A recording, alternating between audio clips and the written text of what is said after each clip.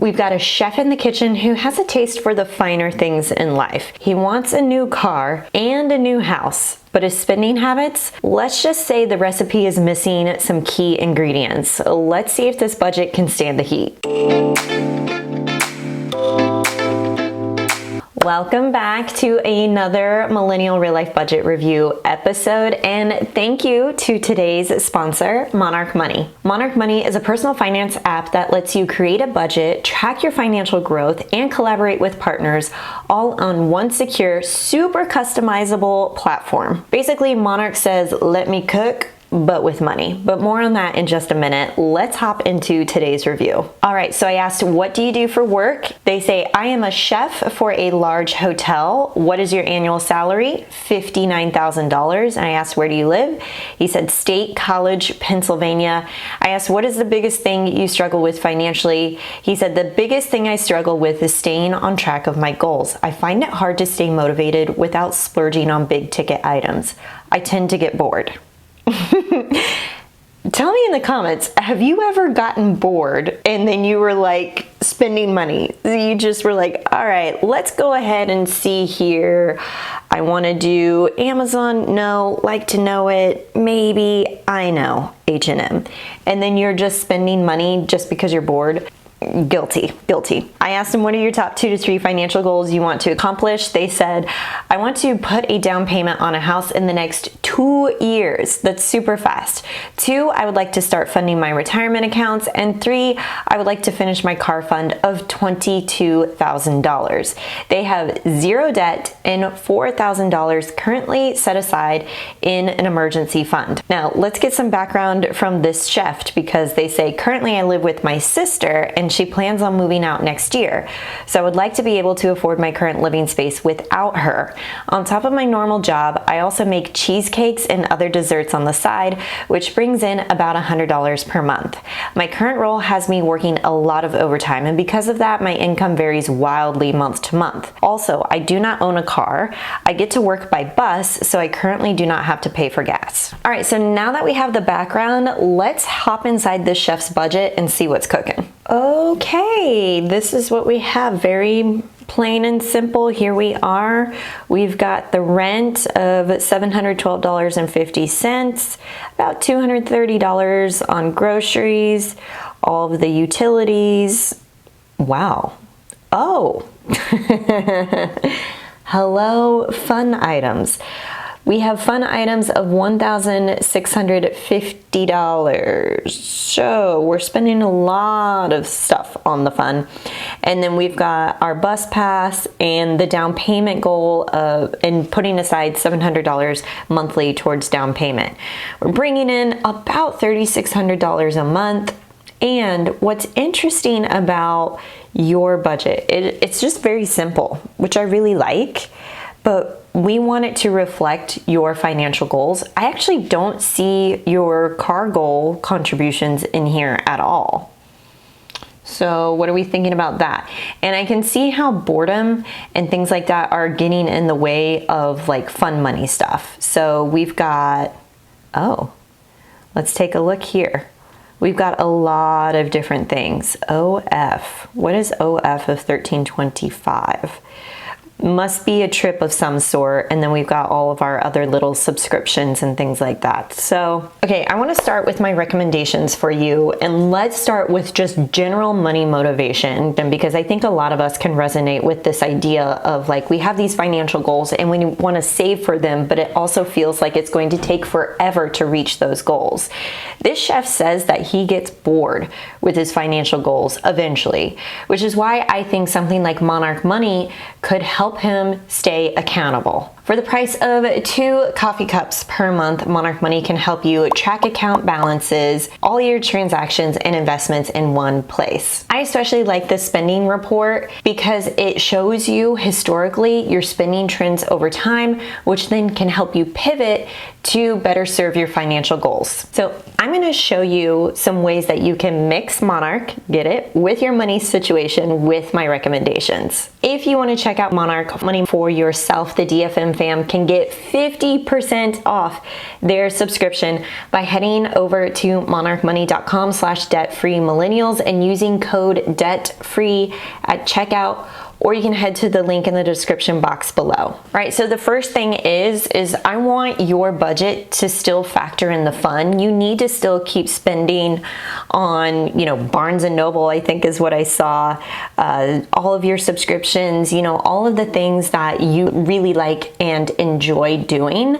But also let's factor in those things with some contentment activities.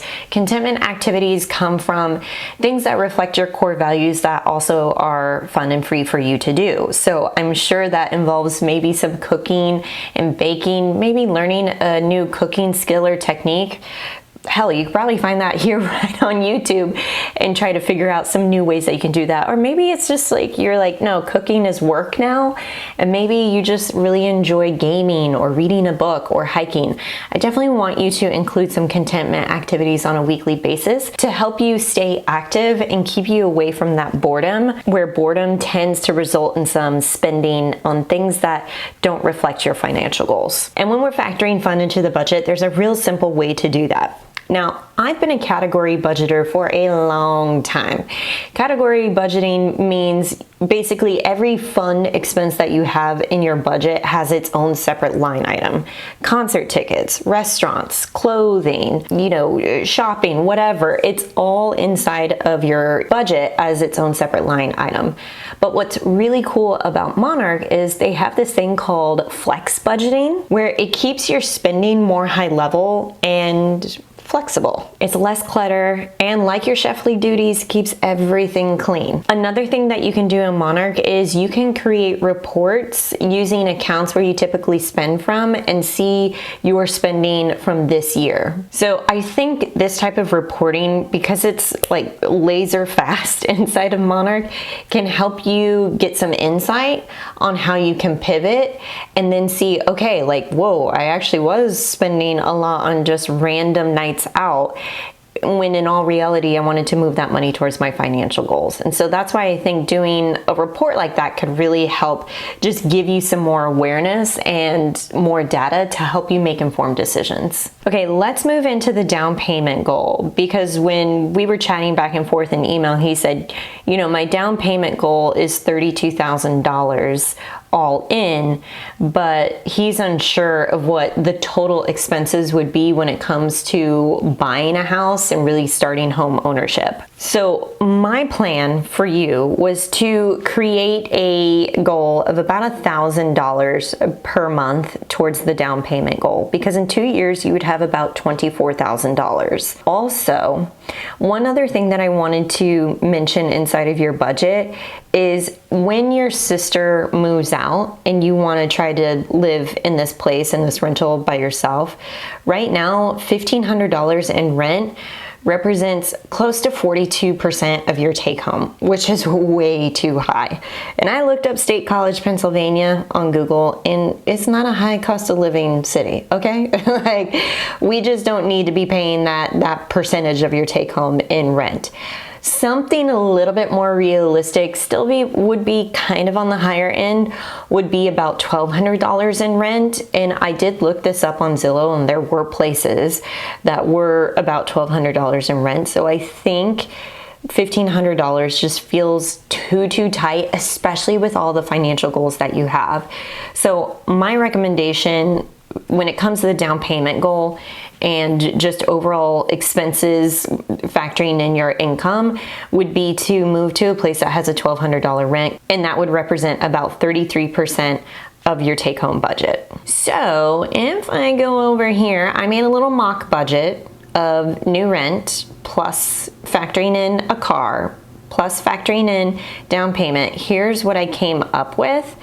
And so I think you could do this, basically live in a $1,200 rental while you put $1,000 towards the down payment. So you would still have room in your budget to put towards fund money. In fact, I still have a net here of about $200 that you could move to either fund stuff or the car or the down payment and still have that wiggle room and flex like you might be looking for. And you want to know something else that could really help you stay motivated and accountable towards your down payment goal is by using the goals feature inside of Monarch Money.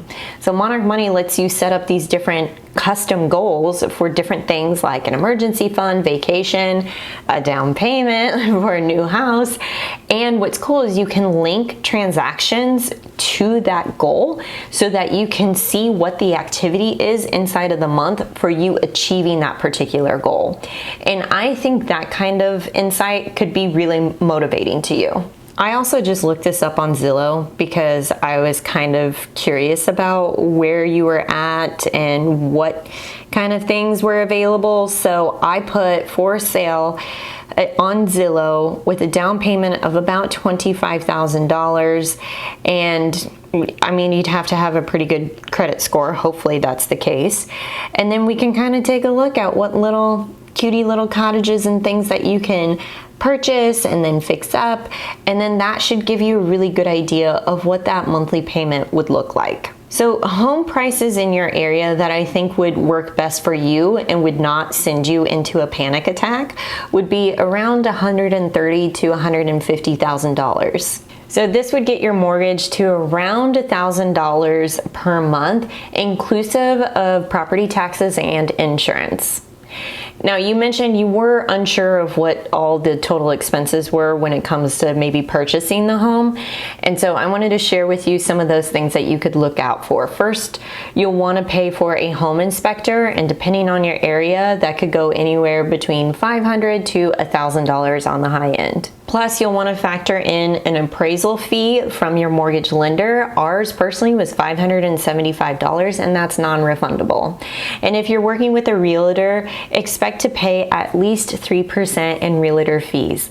All of this rolls into the document where it outlines your closing costs in addition to the down payment. So you could have, you know, $25,000 saved up. So I'm not even saying 32 grand. I'm suggesting even lower than that, 25K all in, and then we can take a look at, okay, how can we wiggle this to say $20,000 is for the down payment, and then the $5,000 goes towards the closing costs. Those are some things that you can kind of adjust and figure out what feels good to you. Okay, so we talked a little bit about their investment goals, and he said that right now he contributes 3% towards his 401k through his employer, which is the employer match. So he's contributing up to the match right now. Later, he wants to focus on contributing to a Roth IRA and an HSA. So right now, I think you are totally good to keep the retirement investing where it's at, and I highly suggest picking up the Simple Path to Wealth book by J.L. Collins. That is going to give you your priority list in terms of deploying investment money and in what order to do so. So right now, you're doing great in contributing up to the employer match, and that next step would be to max out your Roth IRA. And the max contribution limits for 2025 is $7,000, and that very well could change for the next year. If you wanted to max that out, you're looking at about $583 per month. Now, I would hold on that for just a second because we're talking about the down payment goal, and I want to see how that factors into everything else. But definitely well done on contributing up to the employer match. Now let's talk about your car goals because this was interesting. I was hearing some things about how you were factoring in this car. So Chef says, lastly, I have $10,000 towards a car, and although I haven't bought a car yet, the car I am currently learning to drive in will be passed down to me by the previous owner. This sounds like maybe a family member for no payment.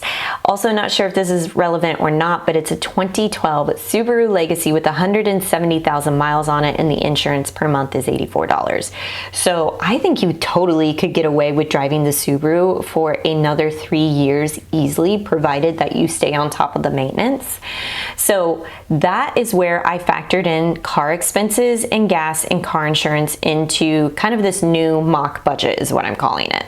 Okay, so that's another $230 to $250 in car related expenses, and you can still save for the new to you car while you're doing this. But I think having the wheels now, especially because you're talking about buying your house within the next 2 years, if you're anything like me or Kyle, things go wrong in your house and you want to go fix it, and you want to be able to run to Home Depot or wherever to go get that repair part or that thing that needs fixing, and you want to do it very quickly and you don't want to wait for a bus. So that's why I think starting with the Subaru Legacy would be really, really helpful for you. And also, I said you could drive this for the next 3 years. And if we're talking about for the next 3 years, we're going to put $300 towards that new to you car, and you already have $10,000 towards it. So let's just check that out, right? So that's $300 times 36, that's 10 plus the 10 that you have, that's a $20,000 car. Like, I think you'll be set if you could buy a $20,000 car and you could be driving that for 10 years. So I think this is another opportunity where you can use Monarch to track your car goal and see how that factors into your overall monthly budget, where you're setting up your expenses and transactions and seeing how that flows month to month. So personally, I like how the transactions are displayed with like little emojis, because it draws your eye in and then it gives you that scannability that you're looking for when you want to see exactly what you're spending money on. So it called me out in the best way possible when I was testing this. It showed me with the little apple emoji how often I was going to the grocery store, and so it could subtly tell me like, all right, maybe I need to chill on going to the store this time around, because I see a lot of apple emojis inside of my monthly budget. Okay, so Chef has a lot of things going on, but I think if he can prioritize things like the down payment goal, I think would be the #1 item in this list. And then also just like getting the rent down, even if it's just temporary, right? We're talking about 2 years of living in an apartment or just a smaller place for $1,200 for the next 2 years, while he really works on bolstering this up and factoring in some fun money as well. Does this budget get the chef's kiss, or would you be sending it back to the kitchen for a rework? If he can clean up a few areas, then I think we sit back and we watch this chef cook. Thank you again to today's sponsor, Monarch Money. If you want 50% off your subscription, head over to monarchmoney.com/debtfreemillennials. Use promo code DEBTFREE to access that, or use the link in the description box below and test it out for yourself. Until then, I will catch you guys in the next video.